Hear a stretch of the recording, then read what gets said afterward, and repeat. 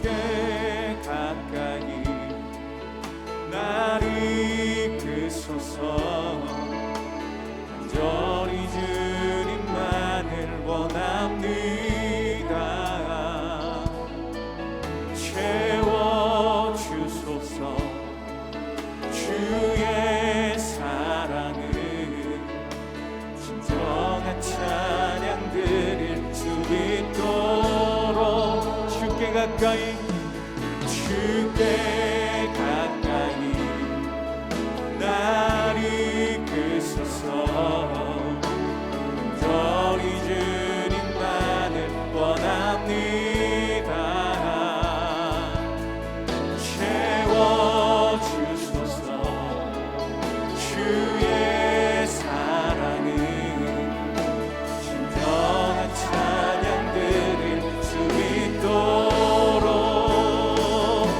목마른 나의 영혼 주를 부르니 나의 맘 만져 주소서. 주님만을 원합니다. 더 원합니다. 나의 맘 만져 목마른 나의 영혼 목마른 나의 영혼 주를 부르니 나의 맘 만져 주소서. 주님만을 원합니다. 더 원합니다. 나의 맘 만져 주님만을 원합니다. 주님만을 원합니다. 더 원합니다. 나의 맘 만져 주소서.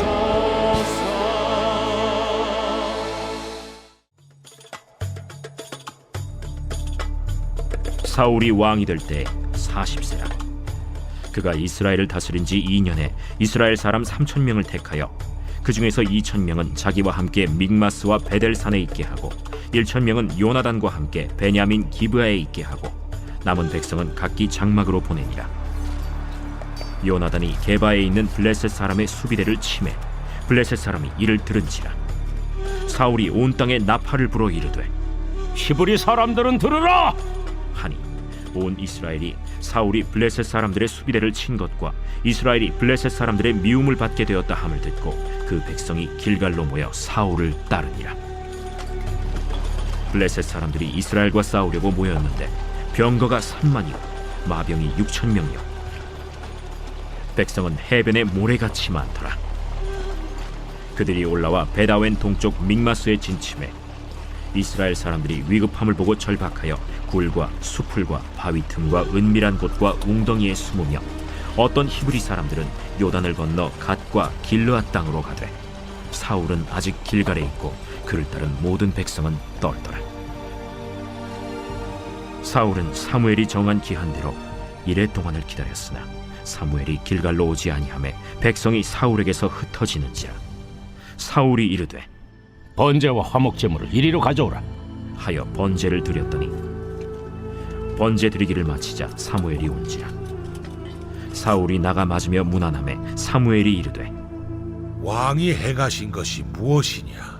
백성은 내게서 흩어지고 당신은 정한 나라 안에 오지 아니하고 블레셋 사람은 믹마스에 모였음을 내가 보았으므로 이에 내가 이르기를 블레셋 사람들이 나를 치러 길갈로 내려오겠거늘 내가 여호와께 은혜를 간구하지 못하였다 하고 부득이하여 번제를 드렸나이다.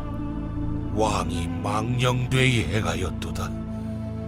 왕이 왕의 하나님 여호와께서 왕에게 내리신 명령을 지키지 아니하였도다.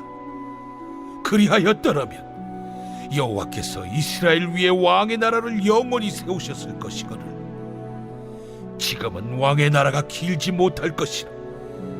여호와께서 왕에게 명령하신 바를 왕이 지키지 아니하였으므로 여호와께서 그의 마음에 맞는 사람을 구하여 여호와께서 그를 그의 백성의 지도자로 삼으셨느니라. 하고 사무엘이 일어나 길갈에서 떠나 베냐민 기브아로 올라가니라. 사울이 자기와 함께한 백성의 수를 세어보니 600명 가량이라. 사울과 그의 아들 요나단과 그들과 함께한 백성은 베냐민 게바에 있고, 블레셋 사람들은 믹마스에 진치었더니 노략군들이 세 대로 블레셋 사람들의 진영에서 나와서 한 대는 오브라 길을 따라서 수알 땅에 이르렀고, 한 대는 벳호론 길로 향하였고, 한 대는 광야 쪽으로 스보임 골짜기가 내려다 보이는 지역길로 향하였더라. 그때 이스라엘 온 땅에 철공이 없었으니 이는 블레셋 사람들이 말하기를 히브리 사람이 칼이나 창을 만들까 두렵다. 온 이스라엘 사람들이 각기 보습이나 삽이나 도끼나 괭이를 벼리려면 블레셋 사람들에게로 내려갔었는데, 곧 그들이 괭이나 삽이나 쇠스랑이나 도끼나 쇠채찍이 무딜 때에 그리하였으므로 싸우는 날에 사울과 요나단과 함께한 백성의 손에는 칼이나 창이 없고 오직 사울과 그의 아들 요나단에게만 있었더라. 블레셋 사람들의 부대가 나와서 믹마스 어귀에 이르렀더라. 사랑하는 성도 여러분, 오늘도 주님으로 인해서 참 기쁨과 평안을 누리시는 복되고 거룩한 하루가 되시기를 주님의 이름으로 소망합니다. 오늘은 위기가 찾아올 때라는 제목으로 함께 하나님의 말씀을 나누도록 하겠습니다. 우리는 인생을 살아가면서 계획을 세울 때가 있습니다. 누구나 다 계획하고 또 꿈꾸며 또 미래의 모습을 그려보게 됩니다. 그리고 우리가 예상을 하게 되겠죠. 이성을 가지고 있는 사람이라면 다 그렇습니다. 예상을 하고 계획을 세우고 그렇게 하지만 또한 그렇게 되지 않는다라는 것을 우리가 잘 압니다. 항상 예상은 깨어지게 되어 있고 계획은 틀어지게 되어 있다라는 것이죠. 그래서 우리 인생 가운데서 굉장히 그런 많은 돌발 상황이 우리에게 발생하게 됩니다. 돌발 상황이 무엇입니까? 예상하지 못했던 그러한 상황이죠. 그런 것들이 찾아오게 된다라는 것입니다. 그렇지만 이러한 돌발 상황이 온다고 할지라도 우리가 중심이 있으면 흔들리지 않는다라는 것이죠. 중심이 왜 중요합니까? 예를 들어 우리가 한번 생각해 봅시다. 우리에게 유혹이 있습니다. 돈의 유혹이라고 한번 생각해 봅시다. 적게 주어지면 우리가 잘 흔들리지 않는데 100억이라고 한번 생각해 봅시다. 100억 주어졌더니 흔들렸다. 이것은 중심이 없다라는 것입니다. 또한 어려움이 우리에게 다가옵니다. 작은 어려움이 올 때에는 근근히 우리가 버틸 수 있습니다. 그러나 우리가 감당할 수 없는 큰 어려움, 시험이 오면 중심이 없는 사람은 흔들려 버립니다. 아주 큰 축복이 임하거나 아주 큰 어려움이 임하는 것입니다. 하나님께서 이것을 우리에게 주시는데 우리에게 중심이 있는가를 보시기 위해서 종종 우리에게 주시지 않겠습니까? 이러한 테스트를 통과해야 한다라는 것입니다. 우리에게 하나님의 영광이 있는데 그 하위 개념이 은혜이고 진리입니다. 여러분, 은혜는 무엇입니까? 우리가 공급받는 것이죠. 구원이라고 말할 수 있는 것입니다. 진리는 말씀입니다. 말씀이 우리에게 기준이 되고 중심이 되어 주신다라는 것입니다. 이것이 전부 어떻게 오게 되죠? 우리의 믿음으로부터 오게 되는 것입니다. 믿음이라는 것은 하나님의 모든 풍요로운 것들을 우리의 삶 가운데 임하게 만드는 그러한 스위치라고 말할 수 있습니다. 그래서 믿음을 강조하는 것입니다. 믿음 자체의 행위가 아니고 믿음이라는 것은 대상이 있기 때문에 우리가 가능한 것이죠. 하나님께서 계시기 때문에 우리가 믿음이 있는 것입니다. 우상을 믿는 것이 아니라 하나님을 믿어야 한다라는 것입니다. 아무리 어려워도 하나님은 우리에게 은혜를 주시는 분이시다. 하나님은 우리에게 말씀해 주시는 분이시다라는 것이 결코 흔들려서는 안 된다라는 것입니다. 오늘 본문을 보면 이 사울이 나오는데요. 사울은 그 테스트를 통과하지 못했습니다. 하나님께서 그의 삶을 보호해 주시지만 굉장히 많은 돌발 상황이 그에게 다가오게 됩니다. 사울의 모습을 통해서 우리의 삶 가운데에서도 이러한 돌발 상황이 다가오게 될 때에, 위기가 찾아오게 될 때에 어떻게 대처해야 할지를 함께 말씀을 통해서 함께 살펴보기를 원합니다. 사울에게 닥쳐온 첫 번째 돌발 상황은 무엇입니까? 요나단이 선제 공격으로 인한 그 블레셋의 대침공이 있게 됩니다. 사울인 아버지와 아들 요나단은 생각이 달랐던 것 같습니다. 사울을 보면 우리가 그렇죠. 나이가 들면 들수록 크게 변화하거나 모험을 하지 않게 되는 것 같습니다. 그냥 천천히 가자라는 그러한 생각이 있었던 것 같습니다. 하지만 아들 요나단은 어떻습니까? 하나님이 우리와 함께 하시는데 능치 못할 것이 없다. 그러면서 나갔던 것입니다. 요나단에게도 약점이 있었습니다. 믿음은 좋은데 그 아버지와의 소통이 없었습니다. 말하고 행동을 하면 좋은데 그것을 못하는 것입니다. 요나단의 행동이 틀리지는 않습니다. 그러나 아버지와의 소통이 없었다라는 것입니다. 그래서 큰 돌발 상황이 발생하게 됩니다. 요나단의 선제 공격에 의한 블레셋의 대침공이 일어나게 되죠. 오늘 보면 1절에서 4절 말씀입니다. 함께 읽겠습니다. 사울이 왕이 될 때에 40세라 그가 이스라엘을 다스린 지 2년에 이스라엘 사람 3,000명을 택하여 그 중에서 2,000명은 자기와 함께 믹마스와 베델산에 있게 하고 1,000명은 요나단과 함께 베냐민 기브아에 있게 하고 남은 백성은 각기 장막으로 보내니라.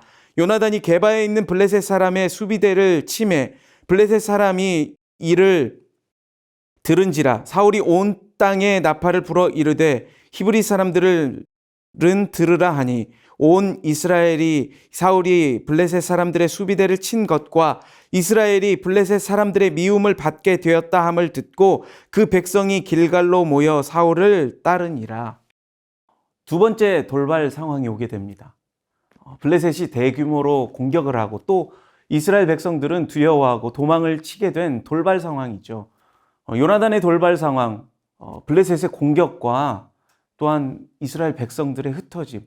블레셋이 공격을 했을 때의 그 규모가 어마어마했습니다. 병거가 3만, 마병이 6천, 병력들은 한 50만 정도가 몰려오게 된 것입니다. 병사의 수는 너무나도 많아서 셀 수 없어서 해변의 모래와 같다라고 표현합니다. 이 상황이 말이 안 되는 상황입니다. 이스라엘 백성과 블레셋은 무기 자체가 다릅니다. 블레셋이 철기라고 그러면 이스라엘은 청동기입니다. 게임이 안 된다라는 것이죠. 마치 우리가 활을 쏘고 있을 때에 일본이 조총을 써서 이렇게 유리한 것처럼 게임이 안 되는 것입니다. 보면 19절에서 22절 말씀입니다. 그때 이스라엘 온 땅에 철공이 없었으니 이는 블레셋 사람들이 말하기를 히브리 사람이 칼이나 창을 만들까 두렵다 하였습니다. 온 이스라엘 사람들이 각기 보습이나 삽이나 도끼나 괭이를 버리려면 블레셋 사람들에게 내려갔었는데 곧 그들이 괭이나 삽이나 쇠스랑이나 도끼나 쇠째찍이 무딜 때에 그리하였으므로 싸우는 날에 사울과 요나단과 함께한 백성의 손에는 칼이나 창이 없었고 오직 사울과 그의 아들 요나단에게만 있었더라. 이게 말이 안 되는 상황입니다. 그러니까 도망가는 게 어떻게 보면 당연한 것이죠. 백성들이 위급해서 도망갔다라는 것입니다. 굴과 수풀이나 웅덩이, 바위 틈 이런 곳으로 다 도망갔다라는 것입니다. 5절에서 7절까지의 말씀이 자세하게 나오게 됩니다. 이것이 사울에게 처한 두 번째 돌발 상황입니다. 암몬하고 싸울 때에는 앞에서 보면 33만이나 모였습니다. 그런데 함께 싸우자라고 그러는데 다 도망가고 몇 명이 없습니다. 여러분, 우리도 마찬가지입니다. 교회와 나라의 위기가 있습니다. 우리 기도하자라고 그러면 우리가 기대를 하는 것이 있다라는 것이죠. 분명히 많은 사람들이 모여서 함께 기도할 거야. 그런데 막상 모이고 보면 몇 명이 없습니다. 여러분, 이것이 돌발 상황입니다. 세 번째 사울에게 처한 돌발 상황이 있습니다. 무엇입니까? 예배를 드리고 싸워야 된다라는 약속이 되어 있었던 것 같습니다. 그런데 사무엘이 늦게 옵니다. 우리는 이것만 기억합니다. 사무엘이 늦게 왔다라는 것. 7일 안에 온다라고 그랬는데 아주 늦은 것도 아니고 몇 시간 늦게 온 것입니다. 거리가 멀리 떨어져 있으니까 오래 걸린 것 같았습니다. 7일 안에 간다고 그랬는데 7일 안에 못 왔죠. 갈 때 이렇게 말하고 갑니다. 7일 정도 걸린다고 얘기하고 갔습니다. 그러니까 사울은 7일이 되자 안 오니까 초조해서 자기가 그냥 제사를 드려버립니다. 그러자 제사를 마치자 어떻게 합니까? 사무엘이 그때 도착하게 된 것입니다. 여러분, 여기에서 그렇다면 왜 제사를 드리고 전쟁을 합니까? 제사는 예배죠. 우선 예배입니다. 전쟁은 하나님의 전쟁이다라는 것을 말하고 있는 것이죠. 우리 삶에서도 마찬가지입니다. 우리가 사업을 할 때에도 예배를 드리고 사업을 하는 이유가 무엇일까요? 이것은 하나님의 사업이다라는 것을 고백하는 것입니다. 선교할 때도 마찬가지고 다 마찬가지다라는 것입니다. 예배를 먼저 드리는 것이, 이 모든 것이 하나님의 사역이다라는 것을 고백한다라는 것이죠. 뭐든지 시작할 때 예배로 먼저 시작하는 것이 그만큼 중요하다라는 것입니다. 예, 사울도 여기까지는 맞았습니다. 그런데 7일이 지나도 안 오네? 조금 늦었나 봅니다. 그러면 이때는 어떻게 해야 되죠? 기다려야죠. 왜 그렇죠? 힘의 근원이 하나님이시잖아요. 그런데 여기에서 예배 안 드리고 백성들을 의식해서 백성들 상황이 별로 좋지 않으니까 제사를 드려버립니다. 이 말씀이 8절과 9절 말씀에 나옵니다. 번제를 드리자마자 사무엘이 옵니다. 7일을 기다린 사람이 번제, 아무리 길어도 3시간 정도 될 것 같습니다. 그 3시간을 못 기다려서 그렇게 만들어버린 것입니다. 사무엘이 이 광경을 보고 굉장히 황당한 거죠. 물어보니까 사울이 핑계를 댑니다. 크게는 우리가 두 가지로 볼 수가 있는데, 두 가지 핑계를 대는데, 먼저 백성들이 흩어져 버렸다라고 말합니다. 1순위를 하나님으로 생각하지 않고 백성을 보았다라는 것입니다. 하나님을 보지 않고 백성을 보았다라는 것이죠. 두 번째는 당신이 늦게 왔다, 정한 날에 오지 않았다라고 말합니다. 그리고 블레셋이 저기에 진을 쳤다라고 말하고 있죠. 이미 사울에게는 하나님이 보이지 않았다라는 것입니다. 마치 내 고객은 이미 흩어져 버렸고, 내 동업자도 아직 도착하지 않고, 눈에 보이지 않고, 내 경쟁 상대가 물건을 채가는 것이 보인다라는 것입니다. 그래서 불순종했다라는 것이죠. 이것을 보면서 사울에게는 중심이 없었다라는 것을 보게 됩니다. 여러분, 우리의 인생도 마찬가지입니다. 사울과 같은 이러한 위기가 올 것입니다. 그렇지만 우리에게는 위기가 아닙니다. 이것은 우리를 증명할 수 있는 증명의 시기입니다. 내가 말씀의 중심에 서 있는 사람인가, 이것을 보여줄 수 있는 증명의 시기다라는 것입니다. 흔들리지 않습니다. 증명할 수 있어야 한다라는 것입니다. 위기의 상황은 곧 우리가 우리 자신을 증명할 수 있는 그러한 상황이다라는 것입니다. 여러분, 이것을 통과하지 못하면 우리는 다시 시작해야 합니다. 다시 광야의 삶부터 시작해야 한다라는 것입니다. 사울이 이 믿음으로 증명했더라면 영원했을 것을 이제는 그가 일회용이 되어버렸습니다. 13절, 14절 말씀을 함께 우리가 읽겠습니다. 사무엘이 사울에게 이르되 왕이 망령되이 행하였도다. 왕이 왕의 하나님 여호와께서 왕에게 내리신 명령을 지키지 아니하였도다. 그리하였더라면 여호와께서 이스라엘 위에 왕의 나라를 영원히 세우셨을 것이거늘 지금은 왕의 나라가 길지 못할 것이라. 여호와께서 왕에게 명령하신 바를 왕이 지키지 아니하였으므로 여호와께서 그의 마음에 맞는 사람을 구하여 여호와께서 그를 그의 백성의 지도자로 삼으셨느니라 하고, 여러분, 바라기는 우리 모든 성도님들은 이러한 모습을 버리기 원합니다. 영원할 것이 일회용이 되어버리는 그러한 어리석은 일을 버리고 오직 믿음으로 삶을 증명할 수 있는 우리 모든 성도님들이 되시기를 바랍니다. 하나님의 은혜와 축복은 언제나 있는 것입니다. 중요한 것은 무엇입니까? 바로 믿음의 반응입니다. 무엇이 믿음입니까? 견디는 것입니다. 버티는 것입니다. 7일을 그렇게 버틴 사람이 몇 시간을 버티지 못하고 결국은 일회용이 되어버리는 삶, 얼마나 비참한 삶입니까? 여러분, 그렇다면 우리는 이 사울의 모습을 볼 때에 우리는 이러한 위기 상황에서 어떻게 해야 하는 것일까요? 먼저 첫 번째, 우리는 예상대로 되지 않을 때 우리의 정체성을 확인해야 합니다. 내가 누구인가? 그래서 내가 위기가, 이러한 상황이 그렇게 나쁜 것만은 아니다라는 것입니다. 내가 누구인가를 알게 되는 것입니다. 하나님의 종이다라는 것이죠. 내 삶의 주인이 예수님이다라는 것입니다. 죽으나 사나 예수님의 명령을 따라 살아가는 사람이다라는 것입니다. 위기가 오면 올수록 우리가 사람 바라보는 것이 아니라 예수님을 바라보는 것입니다. 어려우면 어려울수록 예수님을 더 바라보는 것입니다. 그리고 우리의 공급자가 누구입니까? 자꾸만 사람에게 아부하고 바라는 것이 아니라 공급은 하나님께서 주신다라는 것을 우리가 기억하시길 바랍니다. 하나님께서 주시니까 살아갈 마음도 생기게 되는 것입니다. 다른 것은 없습니다. 이 땅에 오직 주님밖에 없다라는 것입니다. 사람이 우리에게 줄 수 있는 것이 무엇입니까? 결국은 그것은 다 사라져 버릴 것입니다. 자꾸만 사람 의지하지 말라라는 것입니다. 내가 누구인지, 나의 정체성을 깨닫고 내가 누구입니까? 바로 하나님의 종, 예수 그리스도의 종인 우리가 결코 사람에 의해 흔들리지 않고 오직 주님께만 소망을 두며 살아가는 우리 믿음의 성도님들이 되시기를 주님의 이름으로 축복합니다. 두 번째, 우리는 위기의 상황이 올 때 어떻게 해야 합니까? 그 두 번째는 끝까지 완주해야 하는 것입니다. 끝까지 순종해야 한다라는 것입니다. 여러분, 우리 신앙의 목표가 무엇입니까? 높은 자리에 오르는 것이 아니라 우리의 신앙은 끝까지 완주하는 것입니다. 신앙을 자꾸만 높아지려고 하는 것이 아니라 끝까지 완주해야 한다라는 것입니다. 여러분, 끝까지 완주한다라는 것의 의미가 무엇일까요? 결국은 죽는 것입니다. 우리는 누구나 다 죽습니다. 그렇게 다 죽는데 어떻게 죽어야 합니까? 믿다가 죽어야 합니다.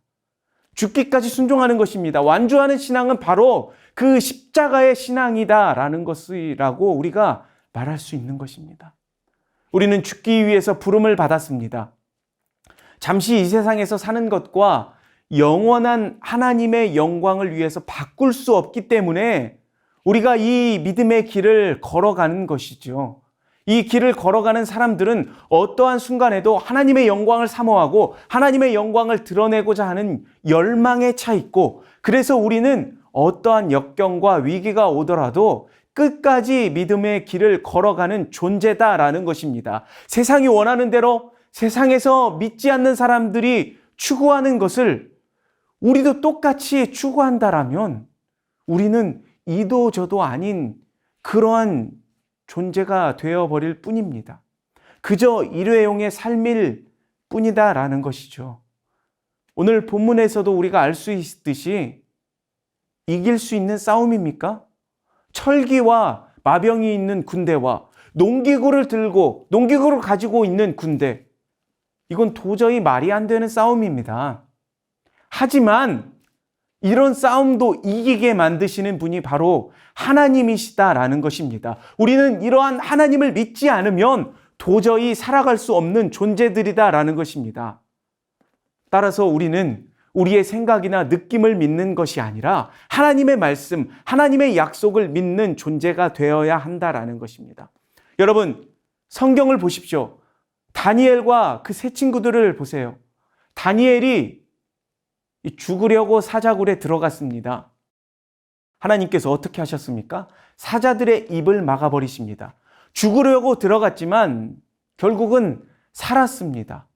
다니엘의 세 친구들을 보십시오. 풀무불에 던져졌습니다. 죽으려고 불에 들어갔습니다. 하나님께서 어떻게 하십니까? 털끝 하나도 상하지 않았습니다. 살아서 나왔습니다.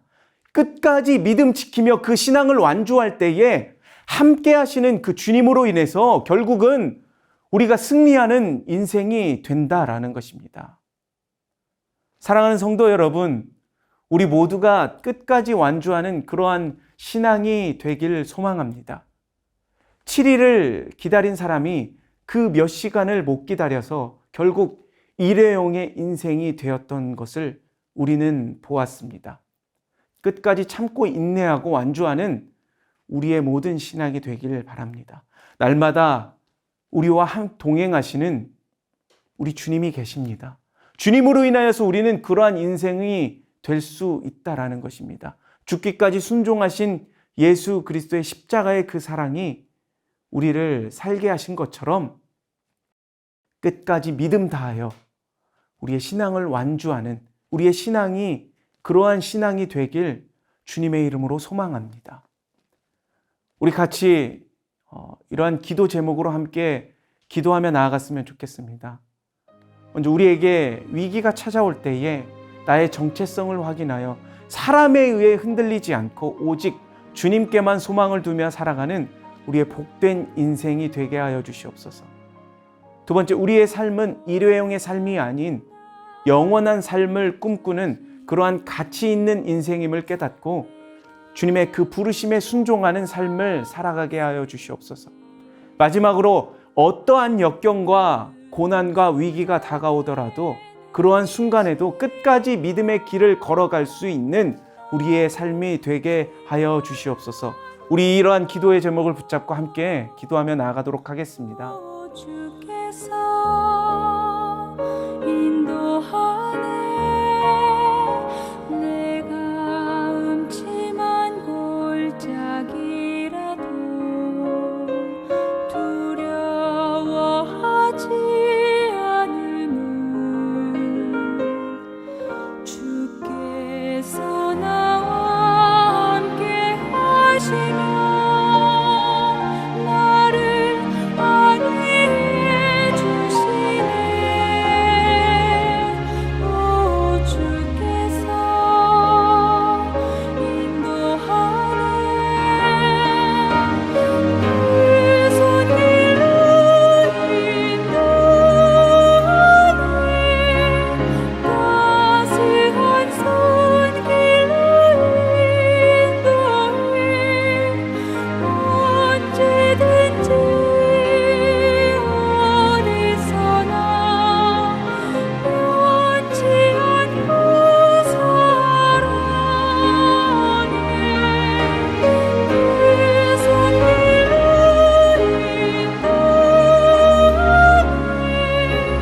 따스한 손길로 인도해. 두려움 없고 실패 없네. 주의 사랑 나의 사랑.